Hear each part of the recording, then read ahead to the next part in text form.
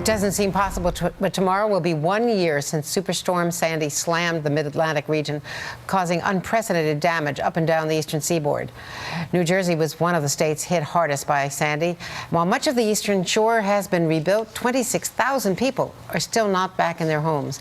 Congressman Chris Smith represents New Jersey's 4th Congressional District and joins me now. Thanks for coming in. Andrea, thank you very much. I know that a lot of people have gotten help, but you've been pointing out that for people for whom this is not their primary home, and there are a lot of second home owners, they don't get the help. Exactly. The federal help. In fact, I have relatives who have rental homes, one in Neptune, and she is out of luck, simply cannot get the kind of assistance when floodwaters from Shark River poured into her home. She can't get any help, and many people in New Jersey do, rent out their homes. It's a lot of our it's a great source of income, or was, and now they find that they're out of luck, and that's a definitional issue, and I think it's not a good idea, but unfortunately that's the law. Now, is this the law affecting federal flood insurance or homeowners insurance? Yes. This has nothing to do with FEMA and their immediate response. Well, FEMA, I have a really big bone to pick with FEMA. FEMA has done some very good things. Chris Christie and certainly has stepped up to the plate. But the problem has been the houses of worships and the community-based, faith-based organizations that have been excluded, Andrea, in very large measure from getting any kind of FEMA help. They can get it from the SBA, they can get it from others, but all of that is far less.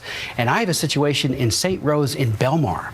St. Rose in Belmar, the building itself is a community action-oriented building where they help the poor and the homeless, do all kinds of great work. They have been told, forget it, you're not going to get it because the upper floors, which were not affected by Sandy, are used for other things.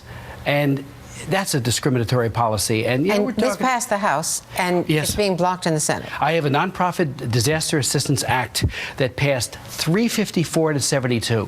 Absolutely bipartisan, liberal, moderate, conservative, everybody joining in and saying it is discriminatory to exclude faith-based. And you say that this does not violate church-state separation. If it did, then every other agency of government, like the SBA, would be equally violative of the separation of church and state. But, when you have a hurricane or a natural disaster or even a man-made one like Oklahoma City, in the Oklahoma City bombing, churches were repaired because they were unwittingly and just completely, damage is damage. When something happens, there's a neutral basis applied, and that's the key phrase. If you've been hurt by the storm, you should be on an equal access. You should be helped, and FEMA has denied that. Congressman, what about people who live inland? Because a lot of the focus has been on what we know and love as the shore, and a lot of us grew up enjoying the Jersey Shore. But people inland are complaining that they're not getting as much attention from the federal government. Well, it all goes down to where the disaster declarations were made, which counties were included, which ones were not, and then certain rules do apply if you have been so malaffected by a hurricane or a disaster. You have to be within the boundaries. Yes, you do. Yes, you do. Broadly, so even if an individual home is affected, if it's not within that area, then they don't get the help. Right, and there were a number of homes in Mercer County and some of the other counties where it was a, electrical problem or something fell on their homes, a large tree perhaps, and thankfully some insurance have taken care of that.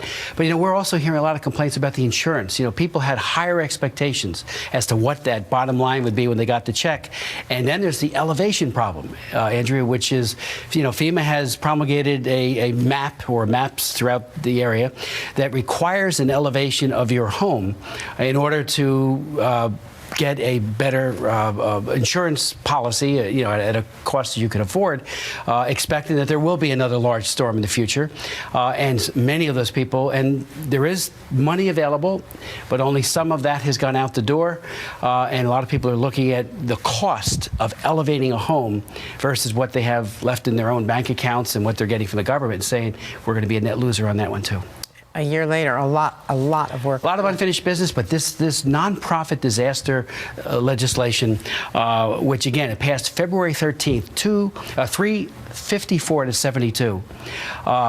it absolutely has to become law for not just the Sandy, but every other hurricane or disaster that's in the future. We should not have a discriminatory policy towards faith-based organizations. And the Obama administration is doing that right now. They can change this in a heartbeat through administrative change. They have not done that, so we need to do a legislative change, and the Senate has to stop obstructing this legislation. Congressman Chris Smith from New Jersey. Andrea, thank you. Thanks for coming in. Appreciate it.